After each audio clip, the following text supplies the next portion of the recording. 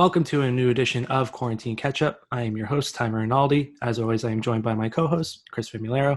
And today, we have a hard worker, a fun time, and a good friend, Harry Potter's biggest fan, Ivana Freitas. Welcome to the show. How are you doing today? Hi, I'm good. Thanks for having me today. I'm super excited. We're excited to have you. And we just wanted to know, how have you been feeling during this whole quarantine? Definitely a little stressed, but I think that's a bit normal. But definitely been trying to stay busy doing a bunch of stuff, honestly, whether it's, job searching and whatnot, or just, some fun hobbies, projects, etc. So it's been a lot, actually. Yeah. What type of projects have you been trying? Well, okay, so I've gone down the rabbit hole of TikTok and but hold on. Okay, there is a lot of things that you could actually learn from TikTok that are pretty cool. I did this one where, like it was like the Nike logo Mhm. and it was like an embroidered Nike logo. So I Yeah, did that. That took like 2 days, which was fun. awesome. Trying like different DIYs, like in the candle, you melt the wax in the Yeah. candle and then you could reuse it, whatever. That was fun. But yeah, just been trying different projects too, drawing, and then of course, watching some Netflix, some, Hulu, whatnot. So yeah. Speaking of Well, that, what have you been watching? there we go. Everything under the moon and the stars. The moon and the So, stars. yeah. Wow. I've recently started watching New Girl and Outlander while still kind of watching Criminal Minds. So I'm kind of doing those at the same time. I like go back and forth depending on what I feel like watching. But I watched Avatar: The Last Airbender, which was phenomenal. I Hell absolutely yeah, it was. so good. Um, Still have to get on the train. Oh, Tom, you're the worst. I know. oh my God, you're breaking my heart. I just Ivana, listen, watched. we've been doing the show now for like 11 weeks or 12 weeks or something like that. He hasn't even finished watching BoJack, which is something we talked about the first week of Yeah. doing this. Oh my I gosh, watched Umbrella Tommy. Academy though. It was pretty good. Oh, I watched that too. Oh, nice. How'd you feel Yeah. about it? You know what? It was a little bit slow, I'm not gonna lie. The younger brother who came back, who's now I guess technically the oldest one out of all of Yeah, them, 5. he's my favorite. I like him and Klaus a Absolutely. lot. Yeah, my favorite. They're the best. And I think they're coming out with the season 2, right? Yeah, on July 31st. Yeah, so I'm super excited for that. But no, it was overall pretty good. I'm really excited for the second season to see what they're gonna do. Because, spoiler alert, they might all be young. I don't know what's gonna happen. Like, They could really take it wherever they want to go with the ending of that show. And I know. I was talking to Sam about it, my girlfriend, and she really loves the show. She expected me to love it as well. I mean, everything Mhm. about the show is in my wheelhouse, but I mean, other than the characters, like the characters were amazing. I thought Mhm. every single one of them did a really good job, but I felt like a lot of it was predictable, and the story was just like, okay, like I Yeah, get it. exactly. Like I Exactly. knew where it was gonna go, and that Exactly. doesn't necessarily make it bad. It's just something that I wanted a little bit more from. Yeah, so it was an enjoyable watch, but like overall, I was like, it was okay, but it was good enough where like I'll check out the second season when it comes out. So, of the 3 shows that you're watching on rotation, which would you say is your favorite? Oh my goodness. Oh my gosh. Putting you on the spot. Oh my gosh. Okay. Well, hmm. Okay. Although I love Criminal Minds because of Spencer Reed, um, I would have to, I would have to take that out because like it's like kind of like SVU where it's like it's good, but it's not really like like, oh, It's really depending on the intriguing. episode. Yeah. It's not like, oh, it's capturing. And since it's like kind of episodic, like it's not really much. It's kind of like the same each episode almost. So, Yeah. but it's really fun to watch it. But it's just like, Outlander and New Girl. Now, one's like a period drama and the other one's a comedy. So it's Very kind of different. like, but I think right now I've been more interested in watching Outlander episodes. So Nothing I wrong think I with would, that. yeah, I think I would have to say Outlander because I'm not really sure where it's gonna go. There's like Hmm. 5 seasons. New Girl, I kind of know what's gonna happen, which is great. Like that's what I love about those shows when like the ending and it's just kind of like you're there to go along for the ride. Yeah. But yeah, probably Outlander, I would say. That's awesome. And while we're on the topic of TV shows, I think we should go into some of our favorite TV shows of all time. And Ivana, we'll start with you. Whether it's your number one favorite and you want to discuss it, or you want to do like a top five and discuss that, what are some of your favorite TV shows? I think the two that I could think of right now, and they're both actually not from here. I think they're both like the BBC, if I'm not mistaken. One was Sherlock, which I know we've talked about. Like that was such a good Fully show. expected you to say it. I know. It was so good though. Like in high school, I was addicted to it. And I was Me so too. sad they didn't make another season. I was like, and then the other one is Peaky Blinders. Also very good. I really, really love that show. And then you know what? Avatar actually became one of my favorites. I'm really excited for the live action one. I'm a bit nervous because I don't know if the show is the type of show to be live action. I don't know if that's actually happening. I feel like that was a rumor back in like 2014-esque. I don't think that's happening. I could be mistaken. I thought don't it know. was. I thought it was like 2018, like they said it was gonna happen. I don't know. But if it is gonna happen, I'll be glad to watch it, although I'm not sure if it'll like work. But yeah, definitely Sherlock and Peaky Blinders are like top two. The storylines are just like ridiculous. They're so I love good. it. I've only seen Sherlock. Sherlock is in my top 3. I probably have it at number 3 for myself. Sherlock, played by Benedict Cumberbatch, is amazing. Like Good. finding out that House was based on Sherlock, and like you kind of get the same thing where you see their thought process throughout the show. It surprised me. I Like love Ivana coming to the realization. Oh my god, that absolutely makes sense. What the heck? I had the same reaction. Don't you worry. But that show, like, I really like that it shows you his thought process, and you kind of take things along with him. We're all John Watson, played by Martin Freeman, but like getting to see how amazing Sherlock actually is throughout all 4 seasons, it's really spectacular, start to finish. I really enjoyed, especially seasons 1 through 3. I thought Moriarty is one of the best villains. Andrew Scott is amazing. But yeah, I really like that show. I haven't seen Peaky Blinders. I tried to give it a chance. I believe either beginning of college or in high school. I heard their accents and I was like, I need to like be focused if I'm gonna continue to watch it. For sure. So I never gave it the full chance I thought it should have, but I've heard great things. What do you like about it? Okay, so it's basically what I like about it. It was kind of like Sherlock, where I'm not really sure where the plot. It's kind of like Game of Thrones in a way, where you're not really sure where it's gonna go. You're not sure who's gonna die. You're not sure who's gonna backstab who or who's gonna switch gears on who. So it's like kind of just keeping you on your toes, and I think that's what I love the most about it. I've never been more stressed watching a show than watching Peaky Blinders, because it's just like I think it has 4 seasons, if I'm not mistaken, and the 5th one's about to come out. And typically shows are like great in the beginning, and then they kind of start, kind of getting towards like, the middle of the series. But literally, like I start watching season 4, and I was like, oh my god, like it just got better. Like season 4 is probably like my favorite season. But yeah. It's just like you never know who's going to die and who's going to do what. So I'm just like stressed 100% of the time.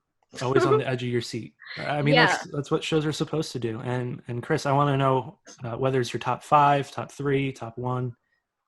I got a couple. I more recently have, I guess, rediscovered my love and admiration of The Office. It's frankly because of the Office Ladies podcast. I've been...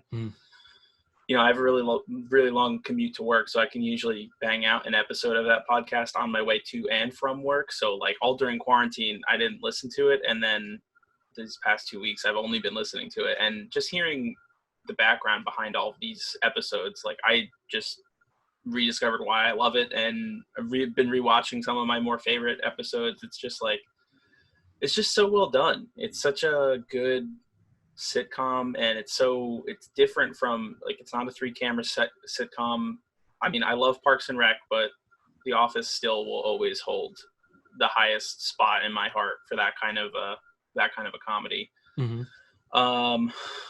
Well, I've already spoken decades about not decades, but like a crap ton about it. BoJack definitely is now up there in my favorites because the way that show just was able to reach me emotionally was just incredible.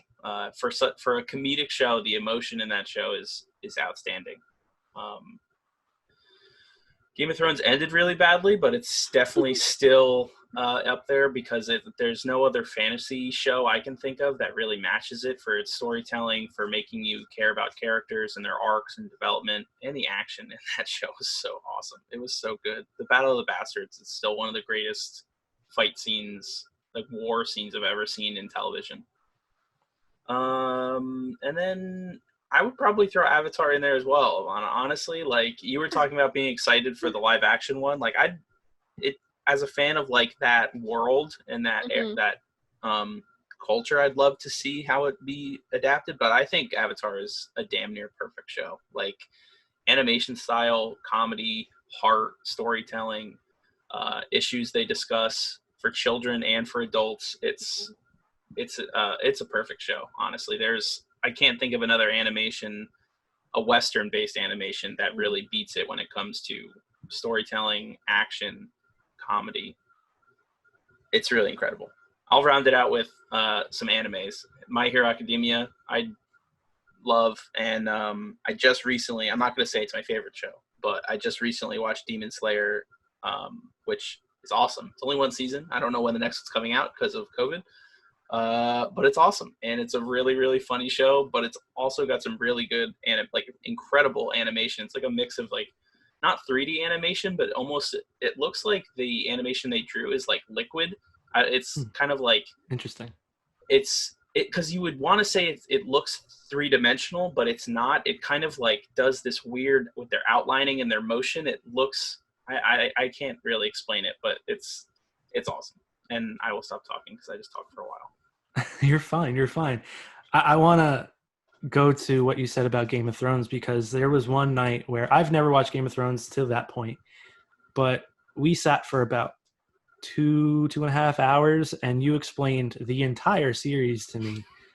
And which you should get a trophy for, because dang. Yeah, Ivana, it was the night where I think it was called the Long Night episode of season 8 came out, where the battle, not the Battle of Winterfell, but like the fall of Winterfell with the White Walkers. After we watched that episode, me, Tommy, and our roommate Addie just watched it all together, and then we freaked out after what happened. And then Tommy's like, "Wow, this is actually pretty interesting. Like, this is pretty cool." And I'm like, "Oh, it gets better. Just wait, I can explain everything." Because at that point, I had read all of book 1 and half of book 2. So like I had the whole show. I had the whole show from watching it, and then also I had some of the book inspiration. And I, no joke, told storylines. I told characters. I told like important events that happened. It was like I blacked out in Game of Thrones lore.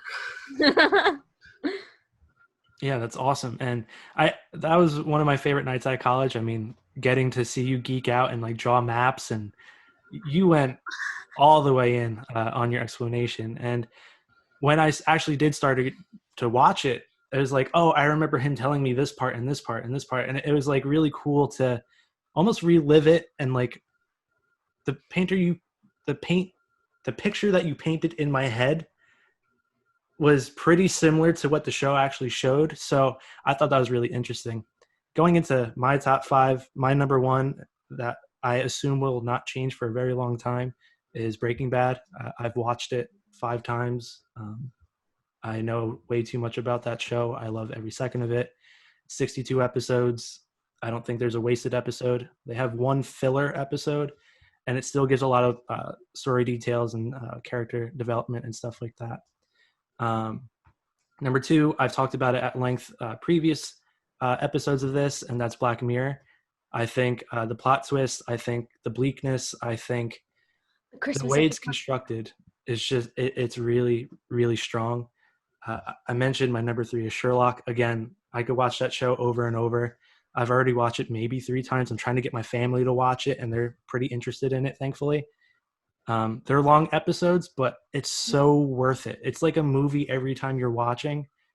And since it's 4 seasons and 3 episodes per season, it's like a 12-hour movie, and I love it. To go on from there, so you mentioned The Office and Parks and Rec. That block of NBC shows at that time was those two and Community. And since watching Community recently, maybe it's some recency bias, but I actually put that one on the top. I watched Parks and Rec before The Office, so I also give that one above The Office, as much as I do love The Office. I watched Parks and Rec before The Office too. Well, there you go. Dun, You go dun, against my theory. dun. But sitcoms, I think, are really great.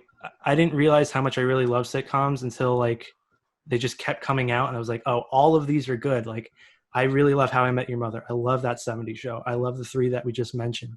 When they're done right, they're really strong, really good. So 4 or 5, I might do Community and Parks and Rec, but that would round out my top 5. I want to go into something else that I know Ivana loves a ton, and that is Harry Potter. We've had our conversations about Harry Potter. You like to gush about it. I've only watched 4 of the 8 movies, and I still need to finish it. What has drawn you to Harry Potter, and what's your favorite movie out of the 8? My history with Harry Potter is weird because when I was younger, I always liked it, but no one around me liked it. So it was just kind of the thing that I liked, but I didn't really pay much attention to because it's just like, I don't know what to talk to about it. No one's really interested in it. But when the marathons came around, I was always hooked on it for like days, and then it would kind of go away. But then in high school, senior year actually, is when all of a sudden I was just like, oh my God, I freaking love this so much. Like, why didn't I just like go for it when I was younger? I don't know. But it was actually since high school where I like really fell in love with the franchise, and like I really, watched all the films and like really paid attention to them. And so I think what first drew me in was like magic and like this escapist world and wizards and doing all this cool stuff. But then as you get older, realize like the other themes that they talk about, which friendship, family, most importantly like death and dealing with that, which was I think the main drawing point to me was how Harry like basically was just surrounded by death his whole life. And like that's something that we all deal with, and that's something that we all unfortunately are going to have to face at one point in our lives if we haven't already. And so I thought it was really beautiful that the way that they showed this journey of him accepting death, facing his fears, and just embracing life, love, and family and friends. And so despite like all this tragedy that happened in his life, he was still able to come out the other side, a little scarred, a little battered and bruised, but still, alive. Yeah. And of the movies I have watched, I actually have really enjoyed them. It's really just getting to watch them start to finish. Mm-hmm. And I want to do it in order. I don't want to skip around and have to fill Yeah. in the blanks and everything like that. But within the series, who is a character that you've really connected with? I mean, there's a ton of really great characters throughout this entire franchise. Yeah. Who's really stuck with you? I actually really love Luna Lovegood. She's great. There's nothing wrong. Because she's so just like unbothered by everything. Like she's just kind of like, I'm doing me. Like, hey guys, like it's okay. Like, people are bullying her, teasing her, and she's just like, it's fine, And she's just so chill. She's just doing her thing, so unbothered by people's BS. And honestly, she's iconic. I love her. Like, she's an inspiration. I was just like, oh, Luna, to be you. Despite the franchise being about Harry Potter, there are a lot of strong female characters within this franchise. I mean, Hermione, you could say, is the best wizard out of all of them, even though Harry is like the one that everybody knows, that everybody is drawn to. Yeah. But Hermione is amazing. Luna's great. Everybody within this cast is really good. Is there a female character that you really, other female character that you really sit with?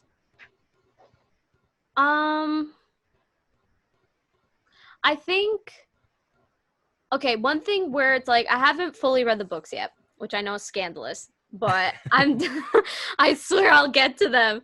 But I think a character that I'm interested to see more of, especially in the books, because in the movie I've heard like they didn't really give her character, I guess justice, so to speak. I guess that's what they would say.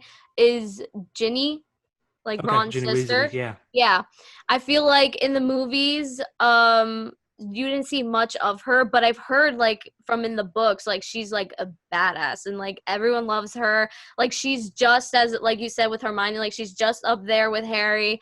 And so I think in the books I would love to read it and see more about Ginny because she sounds really cool and it sounds like I'll really like her too because like Hermione, she's just like her own person and she's just doing her thing and she's like a badass at whatever she does. So I think Ginny would be someone that I'm really interested to get to know a bit more through the books. Do you have a favorite movie? Absolutely. I've ranked them. Like All right, hear it. well, we got to hear it. We got to hear it. like it was so hard because like with Harry Potter it's sometimes just like what the mood calls for, so it's so hard to rank them. But the top of the list for now, it might change, but I don't know, is Order of the Phoenix.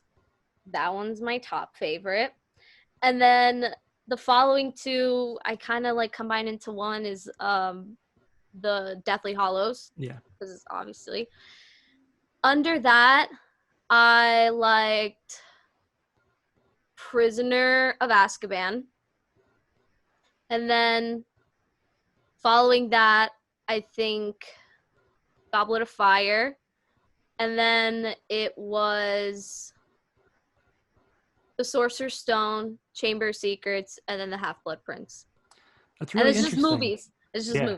movies. That's really interesting because I've heard a lot of people say Half-Blood Prince is one of their favorites, and you have it near the bottom. I don't like it. That's okay. Is I that want the to one where hear. they have to go and get all of the like artifacts? No, that's the one where, spoiler, Dumbledore. Oh, right. That is Half-Blood Prince. Is that why you don't like it? No, that was the best part of the movie, actually. But Oh, that was my favorite scene of the whole entire movie. That was the best part. Everything else before then, though, was just kind of like, eh. Like, it was just like, because Order of the Phoenix was just, like, everything was so built up. Like, you know, Harry's, like, has this internal war going on inside of him. And then, you know, you reach the climax at the end of the movie where it's like, oh, he's back. Like, Voldemort's back. Like, everyone's going crazy. And so it's like all this like built up like all the stuff you were told to be afraid of is happening in the Order of Phoenix. It's just like all this built up tension. I like what's the word, anticipation of just like Mhm. oh it's about to go down, and then Half-Blood Prince just kind of like Eased it up. yeah, like it was Yeah. weird because Order of the Phoenix like got you going, and then Half-Blood Prince just kind of like tittles down, and then the next one is the final book, so it's just kind of like Yeah. a little bit of a lull in there. And I think again, like I have to read the books, but like I feel like I would have liked to get more of Voldemort's past because there was a lot that they left out, I feel, in the movie that I feel like I would have been really interested to learn about and understand him as a villain a bit more. And I feel like that's why I probably was a bit like, because like you learn about the Horcruxes, right? In that movie, which like when the first time watching this movie, I loved it because I was like, oh my gosh, Horcruxes, that's crazy. Oh my goodness. And then, you know, the whole Dumbledore thing and, like, you know, Snape, and you're like, oh, my gosh, what? But then, you know, as the years pass, it's just kind of like, I'm like, it doesn't hit the same because it's like, okay, yeah, the Horcruxes and whatever. And the most of the movie is just trying to find one. Yeah. And then the end of the movie it isn't even the real one. And then you're Yeah. like, okay, so we're back to the drawing board. Okay, great. Like, so yeah, I don't know. That one's my least favorite because I feel like there was so much, and that's from a person who hasn't read the books, and yet I watched the movie, and I was like, I feel like there's stuff missing. Yeah, I totally understand that. And that's something you do get with these book to film adaptations. And we've seen that all over the place, whether it's Stephen King, J.K. Mhm. Rowling, J.R. Tolkien. Um, from the books that you have read, are there certain things within those books that you would have wanted to see within the movies? Or are you fine with how the movies actually were portrayed? I think, listen, the books are like freaking massive. You know what I mean? Especially once you hit more Goblet of Fire, but more specifically after like Order of the Phoenix and Mhm. following that. And I've heard from a lot of people who've read the franchise that they did a pretty good job at adapting it, given just how much content there was in the books. And then, of course, there were some people who are, of course, like, no, the books are better, the movies suck. And I'm like, okay, whatever, I'm not, you know. But I think one of the movies that, like, Order of the Phoenix is my top favorite movie, but there were some things that I've learned about the prophecy that they discussed in the movie, but very briefly that was more like talked about in the books Mhm. that I think would have been really interesting to point out in the movie. And I think it was important to clarify a bit more in the movie about the prophecy, which I feel like they didn't. Because like watching the film alone, I didn't get the whole entire picture as like when I was like finding out these things that happened in the book, and I was like, oh wait, there's a little bit more to it. But despite that, I think it was still my favorite. I was like, I think it was still a great job. Yeah, And one of the Harry Potter movie that I have seen all of them. It's been a while, but I have seen all of them. My favorite that I still very clearly remember is Goblet of Fire, and it's just because I think as a person who enjoys the Harry Potter movies but would definitely not call themselves like a fan, Mhm. I think it does one of the best jobs of all of the movies that I can remember. So I might be wrong, but it does one of the best jobs of all the movies of fleshing out the outside part of the wizarding world that is Oh, not just part of Hogwarts. Like that's what I enjoyed not only about Harry Potter, but about a lot of that stuff. Like the exterior of the world is what I enjoy. And Goblet of Fire with the tournament really fleshes out all of that things, to learn that there are other wizarding schools in different parts of the world and meeting other characters and, learning that there are dragons and there are, like just stuff that you wouldn't entirely think of outside of the world of Hogwarts, but in the entire wizarding world. So I thought that, and also I think that movie has some awesome action scenes, like yeah. the the dragon egg grabbing scene and Mm. the scene through the maze are they're two scenes that are just so damn good. And Mm. Robert Pattinson is great in that movie. I know. He's so Always, good. always my Robert Cedric Pattinson's a favorite. great actor. No, he definitely is, but like it sucks he gets so overshadowed in that movie Mhm. because he's not the main character, but he's so good. Like you really want him to win and like to actually win the Goblet of Fire. But honestly, that's definitely my standout movie. Order of the Phoenix, I do remember also, and it's really the thing I remember most about Order of the Phoenix is the scene where they're all flying on their brooms and in the motorcycle, and they're having that fight scene in the sky. Like that's Order of Phoenix, right? No, I don't think so.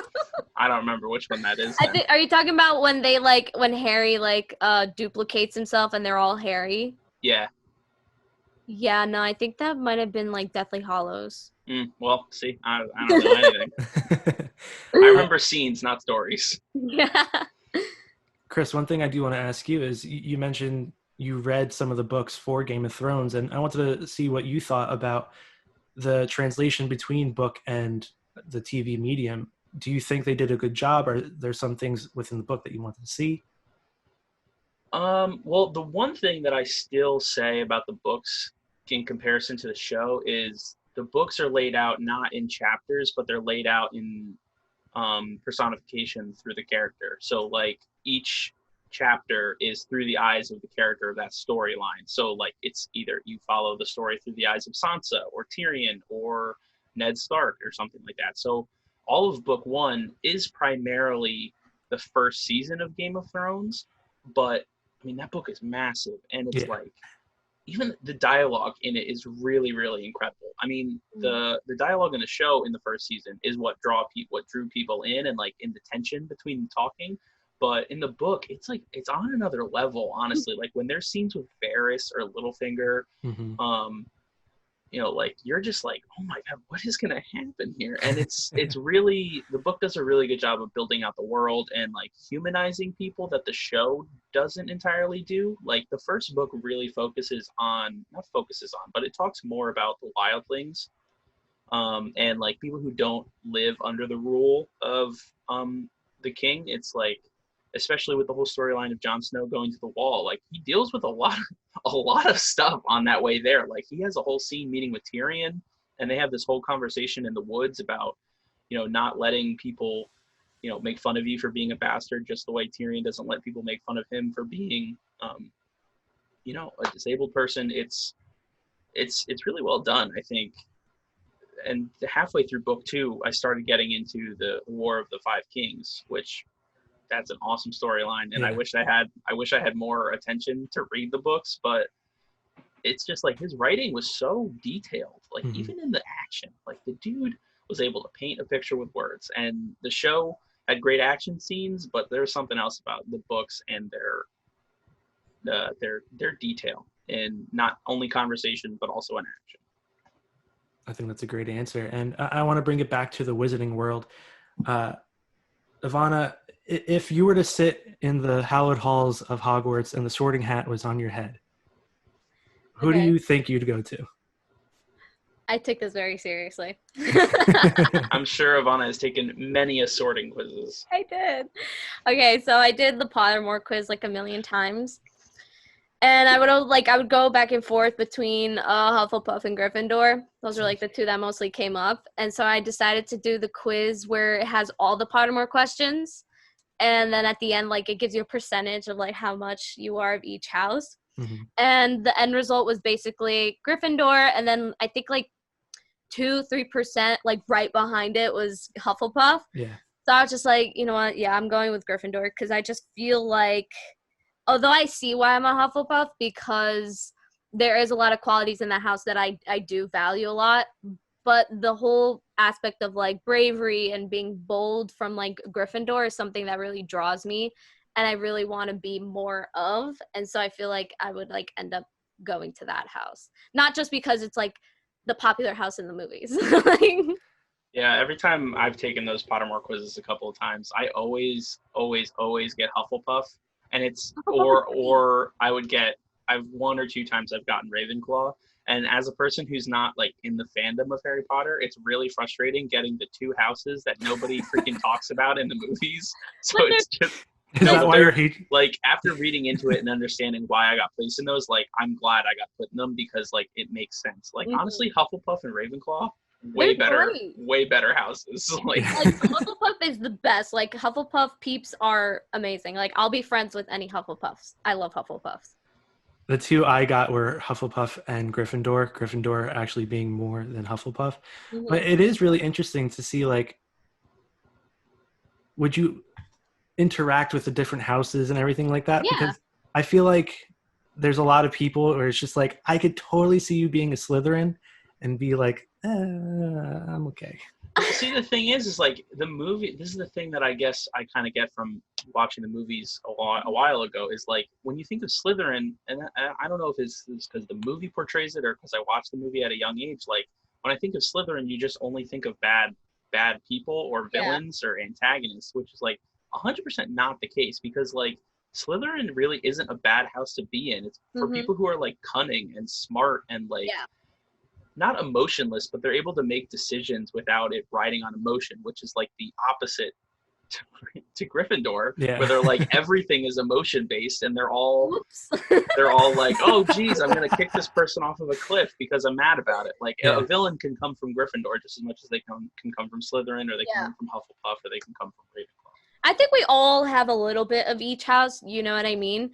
It's just, I guess, whichever one you see more of yourself in, but also I think I've read this and I feel like it kind of makes sense because, you know, in the movies you have like Ron and Hermione where it's like they easily could be in Ravenclaw and Hufflepuff, you know what I mean? So people are like, why are they in Gryffindor when they're like, Hermione's smart, so she could be in Ravenclaw, and Ron is definitely like a Hufflepuff, like Neville too, right?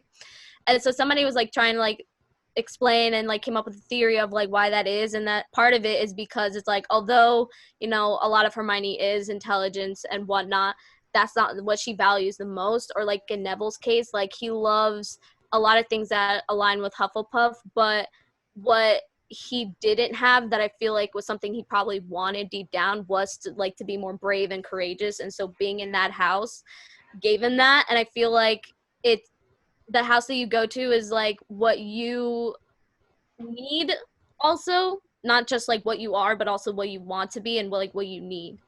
So I feel like that's why it's kind of hard, because I feel like, you know, you can have a little bit of Slytherin. I have a little bit of Slytherin in me too, but it's just like, you know, I feel like Slytherin do get a bad rep because it's like it's not that it's a thing where it's like not everyone who's evil is a Slytherin, but anyone who was evil was a Slytherin. So it's like that's like the thing that happens. But I see a lot of book people like get so annoyed because like, you know, Slytherin gets a bad rep. It's so annoying that we're like the evil house. But like I know a lot of people who love Slytherin and are like dying to be Slytherin. They're like, I want to be Slytherin. So we've gotten to talk about this franchise at length, and I wanted to know, with it being on HBO Max and the possibilities of maybe a TV show or maybe more movies, where would you want to see this franchise go?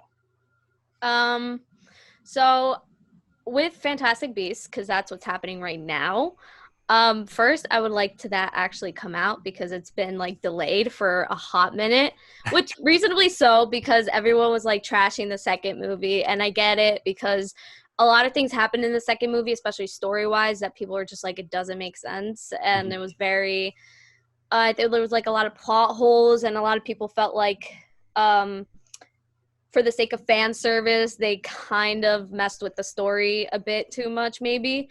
But I definitely am interested in seeing how that franchise closes out, because I'm not going to make any opinion about the movies until like I have the full picture. Because like Harry Potter, everything made so much more sense at the end of the franchise, and like things that were mentioned in the beginning of the series were like brought back in the end, and it just like brought everything full circle. So I'm gonna wait it out. I'm gonna make my judgments later, but I hope that the rest of the movies, it's supposed to be 5, 2 came out, so I'm hoping the remaining 3 are actually well written and it doesn't mess up the story again and just completely, you know, butcher it. So I'm hoping that will turn out good.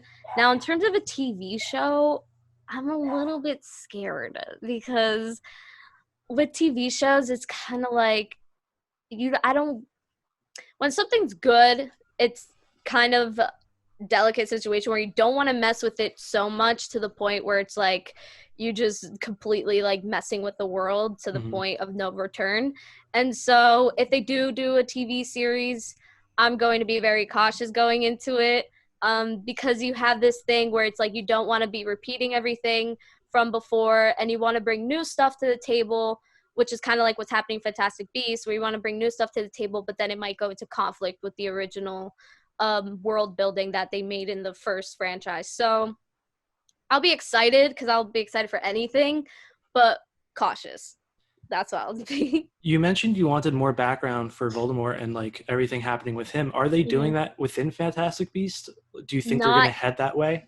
Not yet. Okay. But I'm hoping they do, because the franchise started the year, if I'm not mistaken, the year that Voldemort was born. Okay. That's where Fantastic Beasts starts. So, and the series of Fantastic Beasts is supposed to end in 1945, which is like the end of the Wizarding World War. So, at that point, Voldemort will be grown, and he would have done some of the things already that happened in the Harry Potter franchise when he was younger. Okay. Like in the Chamber of Secrets, that would have happened by then. So I hope that they mention a little bit of Voldemort, but I'm not going to be expecting too much, because I do think the story mainly is about Dumbledore and Grindelwald. So I just hope that they kind of maybe set it up a bit more, probably mention it a little bit, do give a little bit of more of a backstory that enhances everything that happened in Harry Potter and doesn't take away from it. So yeah, that would be the fan service that I would like to see. I understand what you're saying, though, but I think if you do take it to a TV medium or some type of streaming, Star Wars did a really good job of expanding their universe by bringing it into this TV medium. And I feel like with TV, you could kind of go more into detail because you're not restricted to 2.5 hours, say. You could do up to 8, 10, 12 hours with a good season of a TV show. And I think that would be a fun way to introduce Voldemort and like everything he actually did, or some other characters within this universe. I feel like that could be a fun way HBO Max could go with this IP. Yeah. Well, I read, I think the other day, that I think the movies are actually leaving HBO Max. Yeah, which is so quick. I was like, what? Yeah, I don't know. So I don't know where the movies are going to go. I don't know who's going to pick it up. I don't know if it's going to be Peacock that's going to pick it up. So I don't know where the franchise is going to go in terms of like the streaming services. But and I think that's another thing. Like, I don't know if I want to see the series take place as a prequel or a sequel. Like, I don't know which one will be better. I don't know what will work better. I feel like since Fantastic Beasts is already a prequel, maybe it'll be a little bit redundant, so they might go for a sequel instead. And if they do, I'm kind of like, what are you gonna do? Yeah. Like, you don't want to be redundant either. So I will see. I feel like it might be some time before talks of a series will happen, like a good amount of time. So, but it's more of like we'll cross that bridge when we get there. I think we need to get through the franchise of Fantastic Beasts first, and then we'll see about like a series. And it might be like completely focused on another character that people might like to see more about. I don't know.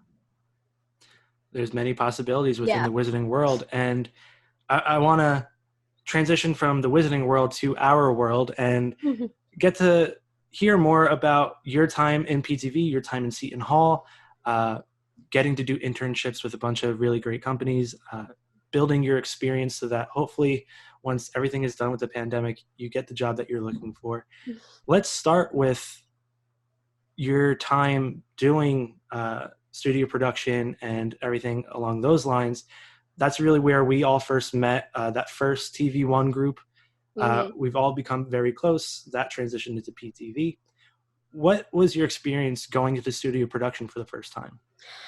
Oh my God, I was scared out of my mind. Like, I feel like Syllabus Week does that to everyone. But yeah, it was really intimidating because like, although it's older equipment, it was still something I've never done before, or like touched before, or even played around with before. So I was scared because I was like, I hope I'm able to like learn how to use all this equipment and such. But then, when he was starting to talk about, the show and, making sure you get every beat and on time for TV One, and then for TV Two, make your whole entire show and then cast everyone. I remember that was the most nerve-wracking part, is getting the guests or getting the actors was so nerve-wracking for me because my connections in terms of like TV One, we were supposed to bring someone who worked in sort of relation to the media industry in one way or another. And I was super scared because I didn't really know anyone. And I was like, yikes. But then thankfully, one of my sister's friends was so amazing and he was able to come on and help me out, which like forever thankful. But yeah, it was really scary at first. But then as, the weeks went by and getting to know everyone, I felt much more calm and it was such a great time. Like, I was looking forward to go to studio all the time, like each week, even though it was like really early for me since I commuted. It was like an extra hour or so that I had to wake up to go to get to studio on time. And you already have to be early to studio production. So I was like, oh my gosh, but it was really fun. I think, especially TV2, like putting up the sets and seeing everyone's ideas come to life and, seeing the things that go wrong and you're like, yikes, but learning from it. It was all really fun and a great learning experience for those classes. You talk about your first time directing for TV One. And I want to know, like, because you've become so calm while you're directing, you're very on top of everything. You're very comfortable, it seems, with everything that you're doing as a director. Do you remember, like, the actual first time directing for that Studio One show? Like, the nerves that went into it? Do you feel like you still had it down even though it was your first time because of the experience that we got through PTV and everything? No, I blacked out. I was so nervous. Like because it's not just about what you do. With TV, it's like a team effort. So I was terrified if like somebody who was in our class who was making on that position that day was just not with it, or they just didn't care, because that can happen. They'll just be like, I don't care today. You know what I mean? So I was more scared of like not just only me not messing up, but like having to maneuver if like somebody else was kind of like falling behind or not really paying attention and whatnot. So it was really stressful, like all over the place. Like I was super, super, super stressed. And, you know, with PTV, it was scary when I first came to PTV. But then they were very much adamant on like, this is a learning space. Like you can make mistakes. This is where a place where you can learn and grow. And so that was great. And so, but then when it came to Studio One, it was more of like, don't mess up. So it was a bit more nerve wracking because, you know, you don't have the time to like cut, let's go back, let's redo that part. It was just like a one shot, and then you just had to make best with all the different takes that you got, and that's pretty much it. So it was a little bit more nerve wracking because it was very much more of that live feeling in studio, that made it a little bit more nerve-wracking, but in the end it was so much more fulfilling when I got through it, and the final result was really, really great. Chris, do you remember your first time directing for Studio One? I remember mine. Mine was the first show after Thanksgiving, and our professor said, you did a really good job, but it seemed like everybody was like a little bit slow because we're coming back from break. He's like, you were too calm almost, which is really surprising because I was very nervous that day. How is your experience directing for the first time for studio? Well, I'm a little bit different, having been a transfer student.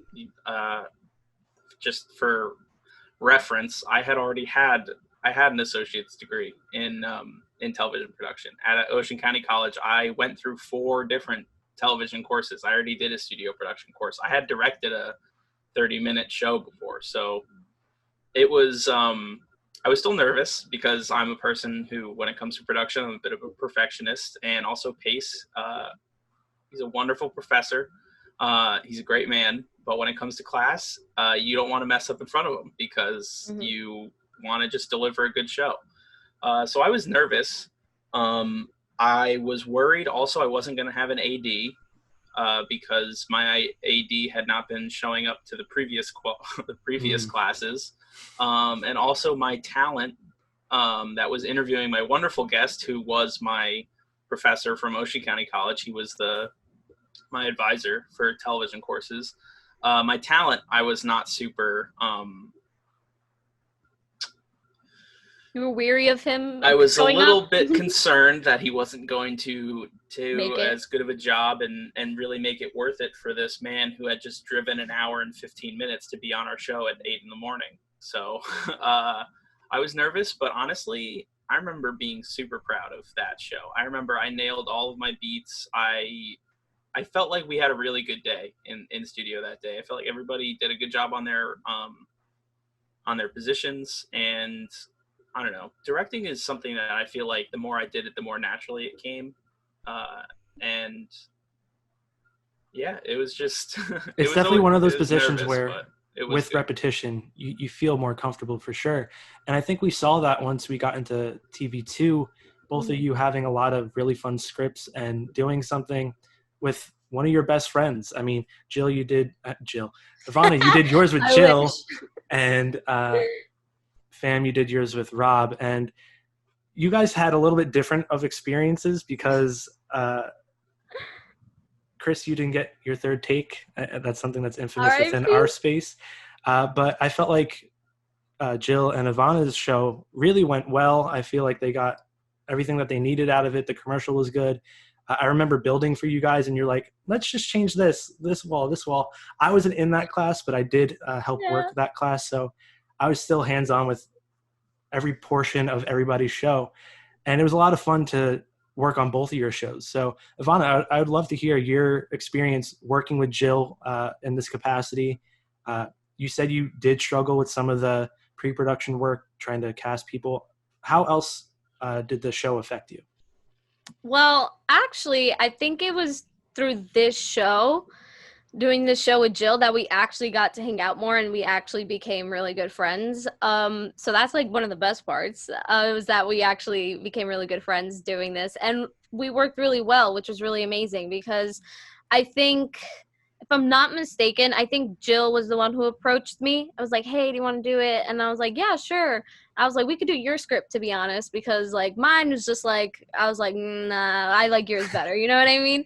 Yeah. So we're like, "We'll do your script," and we were able to just work out all the things that could possibly go wrong in terms of the casting. We didn't have a hard time casting people, but we were very nervous of them not showing up the day of, because we did hear those horror stories that I was like, yeah, yeah. And then they said, yeah, the night before, and then the day of, like, no word from the actors. So we were terrified of that. So we did like backup like flashcards with the scripts for each character in case somebody needed to fill in last minute, and we hid it around like different parts of the set so it wouldn't be noticeable. um and we even like had it there for the actors who did show up just in case like they needed to just like see their line real quick, Mhm. as a refresher, especially like in between the takes. And yeah, it was really really fun. We tried to bribe the actors as well as we could. It's like, we'll, compensate for travel costs, we'll give you some breakfast, please come. Like, so yeah, it was really fun.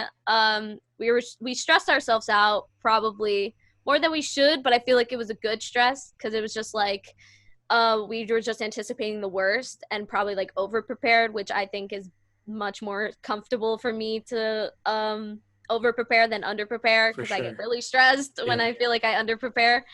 So it was nice to have somebody who shared that same thing, where it was like, we'd rather over prepare than just under prepare and like just wing it kind of thing. So it was really really fun. And I think, if I'm a Jill directed and I was the floor manager, so it was nice that I was seeing on the floor and was able to see everything down there, and she was able to just focus on the shots and the camera and all that. So it was really fun in the end. I was really glad with our final product and editing it and such. I was just super proud.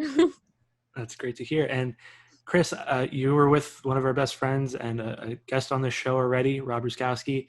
And I wanted to know your experience. I know you guys put a lot of effort into this as well. And I wanted to know, despite not having a third take, how you felt about this, the experience from start to finish.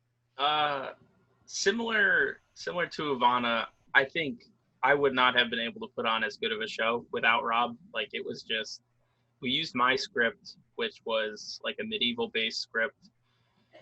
And Rob was just incredible in filling in for what I didn't account for. Mhm. Like I was in charge of the script. I came up with my own floor plan. Like I went up to Wiki with like questions about, camera placements and can we have them in these weird funky ways. And I talked to Pace about how we could, shoot it and using a green screen and stuff like that. So I came up more with like the creative aspect of how I wanted the show to look. And then Rob really just did a phenomenal job of filling in all the blanks. Like, he got these awesome costumes, like he got these props. I mean, I went to like a Halloween store and bought like swords and helmets, and he like ordered pelts and like cloaks and stuff. And Yeah. I did most of the casting. Rob, I think, looked for our incredible commercial actor for our pre-taped commercial. I can't remember his name, but I wish I could shout him out because more people should have him on the show. Booth. Yes. I can't remember his full name now. So, Yeah.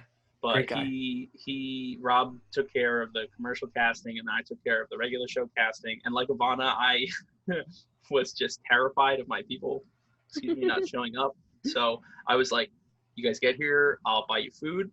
If anyone is coming from out of state, I'll pay for your train ticket, and I'll make sure to send the fully edited video to you guys afterwards, so you can add it to your reel, like, and whatever else, like, you could use me as a reference. So I was like just set on trying to get these people here. And then I remember Tommy, me, you, Rob, and Alyssa Sherm were in the TV studio the night before our show for, I want to say, about 5 hours building our set. I'm pretty sure Jill and Ivana stopped in at some point. Like, It was so fun, and honestly, I still have pictures of our set. Tommy, I can send them to you if you want to put them in the video. But it's like, I felt like our set, frankly, I'm gonna be a little bit boastful here. I feel like our set was the best one that happened that year, because I remember Pace's face when he walked in and saw it completed. He was like, "You guys did all of this?" Yeah. And we're like, wait, is that a bad thing? Were we not supposed to do this much? But no,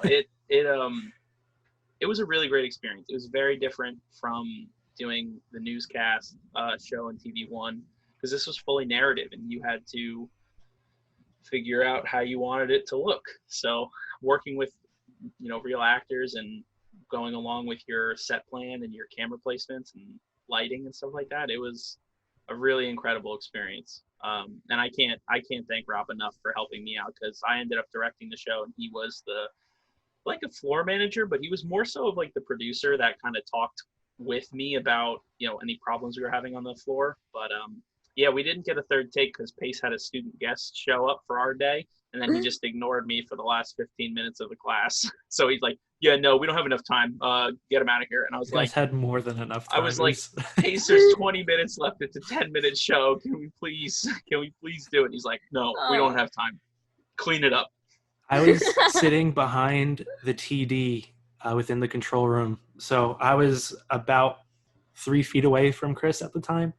And I remember when Pace said, "We're not having a third take," and Chris immediately flicking behind it and screaming, "What?" And the look on your face of just anguish and frustration, because you easily could have gotten another take of that, and it probably would have went better. I think the actors were struggling, some of them, and I think maybe on a third take they would have been a little bit more prepared, been ready for everything going on. It would have went smoother, and I mean, it's a moment I won't forget, but for the wrong reason, sadly. Yeah. But I was surprised. I was like, "Oh, we're done? Okay." Yeah. Like, I don't know if Pace just didn't care or if he thought we were fine with our 2 takes or whatever happened. But yeah, I think it was a testament more so to like how confident he was in your 2 takes, and like feeling like you had enough content in those 2 to make it a good show, like put together. It would turn out as a good product. So I think that's probably why, because I definitely think for the shows that needed and that he felt like needed a third take, they got a third take if there was enough time. So yeah. Yeah, I mean, that was a really fun time for all of us, because I think we're all in the swing of PTV at that point.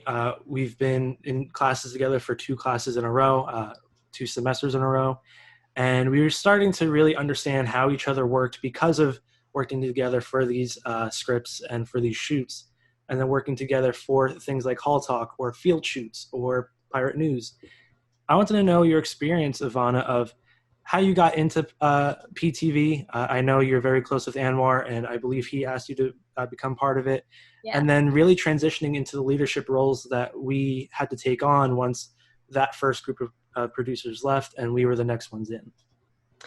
Yeah, so I joined PTV, if I'm not mistaken, if not the spring of my freshman year, it was the fall of my sophomore year, because I was undecided when it came to Seton Hall. I wasn't really sure. And then I declared my major in the spring of my freshman year.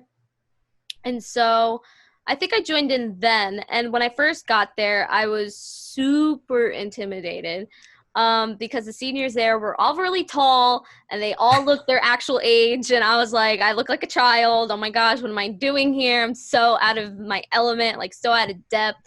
But they were really welcoming. And like I said, like they were very much, in a way, inspiring a little bit, because it's just like they all were like, knew what they were doing. And I was like, I want to get to that level where I just know what I'm doing and I'm just not like completely scared, which I feel like in the later years when I became a producer and such, like I was able to really step into that like comfort zone of like, yeah, I know what we're all good. Let's do this. Let's knock this out of the park, and have that sense of like confidence in a way when it came to PTV, Pirate News shows, and Hall Talk. I probably felt the way that they felt when I first came in. And I always wondered if like the new kids that came in felt the same way I did, which like scared out of their mind. And we're like, even though it was like a learning environment, it was still like, oh, I don't want to mess up. I can't mess up. I can't mess up. I don't want to mess up. I don't want to be the person who messes up. I remember being on Chiron or like the lower thirds and graphics and being like, oh my gosh, I can't mess up. I can't mess up. And like just losing it. But it was all great. And I can't wait until I find a job and am able to have that feeling again of like, it'll be scary at first and I'll probably just gonna have to fake it till I make it kind of situation in terms of like figuring out what to do. But excited for that feeling again of like everything's new and exciting and nerve-wracking, but that excitement to learn and to grow. And yeah, I think that was like the best part. It's funny the way you say that, because we had Veronica on not very long ago, and she was talking about how when Tommy and I asked her to be a producer, she thought she was being told not to come back. Like she was afraid of us and afraid that we were going to like discipline her. And at any point when we were all producers, did I ever think I held that kind of power or like even sense of like discipline over someone else. Yeah, like that was something when we were producers. I never thought any of the kids who came in looked at us like that, but now that you say it, is like even looking their age and looking like they knew what they were doing and being confident, like it was such a weird experience, because that's how it must have been for the new producers who are now the producer, like Christian and Veronica and Val and Liam and all them. It's like, I mean, I'd love to know now how your transition went from when myself, Jill, Frank, and Brian all graduated to this past year when it was you, Tommy, and Rob. What was that transition like? Oh, it was rough because I missed you guys. And and then it was rough too because it was my senior year. It was me and Rob's senior year, and we were the only two left from the older producers. And so by the time spring came around, Tommy thankfully stayed until the fall. I did what I could for you guys. Yeah, he stayed a little bit longer. But it was, I will say, like, the younger producers definitely stepped up into their own, which was really great to see. I really did miss you guys, though, and I missed all of our dynamic together. But I feel like they took the torch very well, I think, with the help of, like, the previous year of all of us, you, me, Jill, we're all helping the younger producers because we knew that following the next year, it would only just be me, Rob, and Tommy, and then after that, it would just be them soon enough. And so I think that, the younger producers stepped up really well, and especially spring semester where, like, I unfortunately wasn't able to be there as much because I was at CNBC 3 times a week, which was great, but then it was also kind of like where my place at PTV kind of suffered because between classes and the internship, I was only able to be there like once a week. So it was unfortunate that I was able not to be there as much as I would have liked my final year. But it was great to see that everything was like carrying on and they were doing a great job and everything just seemed to be going really well, which made me feel good that, once we did leave, that the show, the whole club was in good hands with the newer producers. And I was excited to see the newer producers that were going to come up after them. And I felt really old. I'm not going to lie. But yeah, that was that. I remember the time when we all really clicked before the end of our junior year and your sophomore year, during the term of the semester and everything like that. But it was during the softball game where we're all standing in a circle before the game, just the younglings, as we called ourselves, and really like pitching ideas to each other. And we're all really on the same page of where we wanted to take things going forward. And I thought that was really interesting. And I think we also saw that going into your final year, my final semester, with the fresh produce of the core 4 and all the other great people that we have on that team. what was it like to really, one, get to know these younger producers that are now stepping up into power and everything, getting to know them, and then knowing that we're in good hands, because I feel like we did a really good job of teaching them, like you said, while we were all there, and even the three of us that were there. What do you think the legacy that we put on will go into the future? Um, okay, one of the things that I really, really loved was how we did make it a point to be very much more open to other clubs. So, like, working very much more with WSOU and such. I think that was really, really great. Us trying to really broaden ourselves more and really make it a point, like, of welcoming people, really make them feel welcome, really make it a good environment to be in where you can learn, but also not feel like everyone there hates their lives or hates you or whatnot. You know what I mean? Like, like I think we did a good job at making it a really good environment to come back to. And I feel like with the newer producers, hopefully we were able to show them that, and they could carry that on themselves, and making sure that, you know, they're welcoming to everyone. And obviously, you know, some people get along better with others, like that's just natural, like some people click more than other people, but still make everyone feel welcomed, and a place for people to learn and not be afraid to make mistakes, but want to do their best at the end of the day and be their best selves, and want to grow and take this as an opportunity to get the most out of like what they have, especially now that the studio is most likely, hopefully soon, getting renovated.